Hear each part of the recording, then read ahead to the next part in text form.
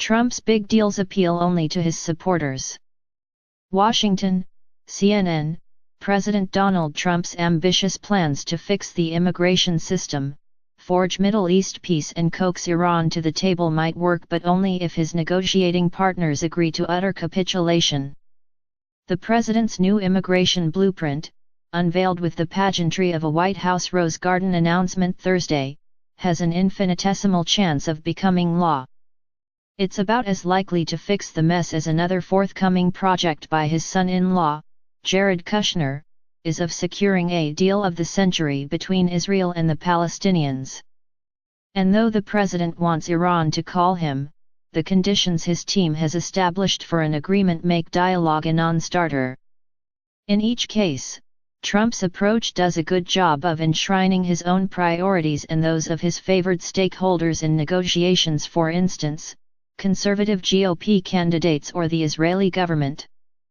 But it offers almost nothing to the other side in each negotiation, for instance, the Palestinians, Democrats, or any Iranian leaders who might agree to a highly improbable diplomatic opening. And the plans adopt an unrealistic assessment of the starting point for any talks, in some cases just ignoring impediments that do not fit the White House vision of a solution to these problems and conflicts, some of the most intractable issues that previous administrations have failed to solve. So the prospects for success on any of these fronts are hardly promising, if Trump is looking for political victories to showcase to voters in the 2020 election. The president is a shrewd political operator. It's always possible that he's deluding himself, but not likely. So the most plausible interpretation of his administration's strategy is that it's trying to maximize the political capital he can wring out of each initiative, a sure sign that an election is just 18 months away and approaching fast.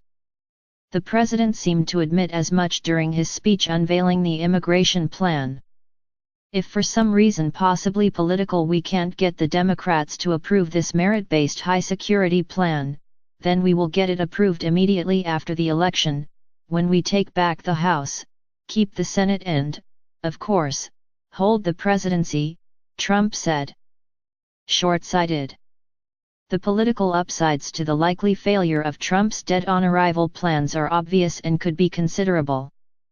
When Democrats whose votes the president needs knock back his immigration program, perhaps because it doesn't shield deferred action for childhood arrivals program recipients, Trump can boast to supporters that he stood up for strong borders and merit-based visas, core aspirations of his political base and conservative immigration advocates.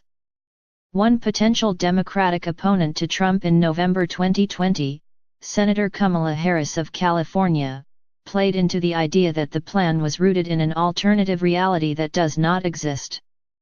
I will tell you that I found the announcement today to be short-sighted.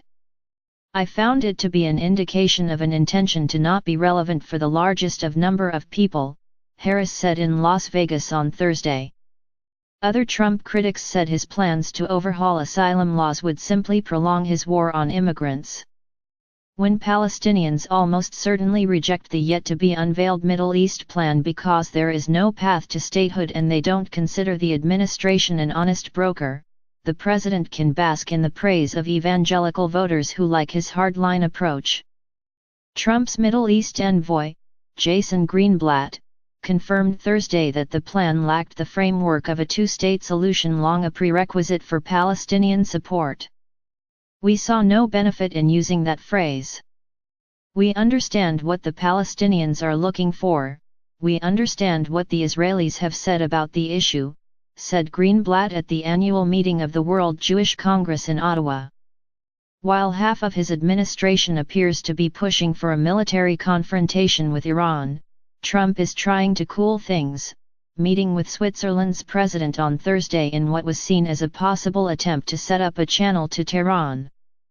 If his offer for negotiations with Iran somehow produces a stunning photo op at talks with a leader from Tehran, he can chalk it up as a masterful political coup.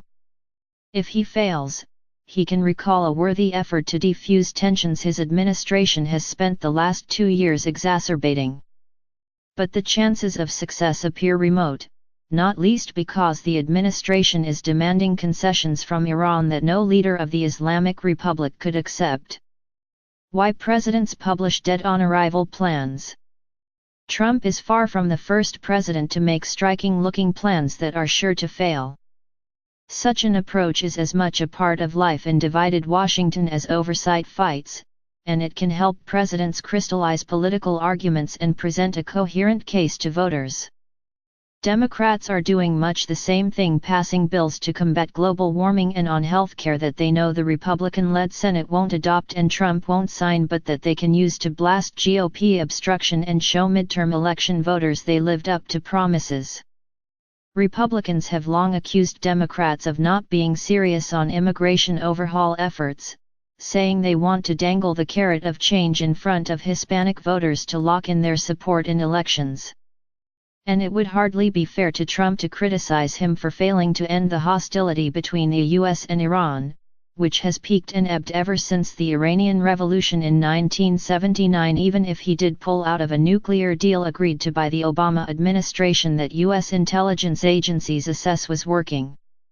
And Presidents Barack Obama, George W. Bush, Bill Clinton, and George H. W. Bush all tried to get Middle East peace over the line and failed. But Trump's approach is a sure sign that at this point in his presidency, given the gridlock in Washington and grim prospects abroad, administration public relations efforts should be viewed with particular caution and seen for what they are. The next 2 years may not be a complete write-off. If the president can wring serious concessions out of China on respect for intellectual property and on ending cyber theft after escalating his tariff war, he could deservedly celebrate an achievement that eluded his predecessors. Hell could freeze over and the president and Democrats could find a way to agree to get a $2 trillion infrastructure plan into law despite an almost total breakdown of relations between the White House and Capitol Hill over the Mueller report. And the U.S. sanctions campaign and the apparently squandered incentive of 2 presidential summits with Kim Jong-un could finally pay off in serious talks with North Korea that lead to progress on defusing its nuclear threat. But it looks more likely that if Trump is to rack up big legacy achievements, they will come in the first years of a second term, should he win re-election. CNN's Paula Newton in Ottawa contributed to this story.